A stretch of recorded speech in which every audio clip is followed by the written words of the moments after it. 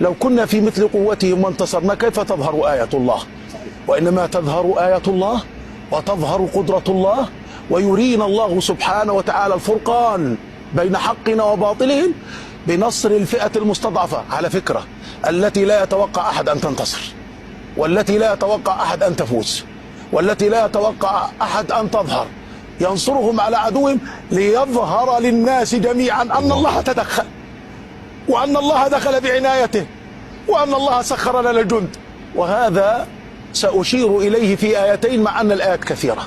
الأولى قول الله تعالى: ولقد نصركم الله ببدر وأنتم أذلة. إيش يعني أذلة؟ يعني ولا واحد كان متوقع أن يحصل النصر، بل قال المنافقون غر هؤلاء دينهم، قال فاتقوا الله لعلكم تشكرون. والآية الثانية: وقد نبه الله الأمة إلى أنها آية. لو أن الله نصر القوي على قوي مثله لم تكون آية، لكن ينصر الضعيف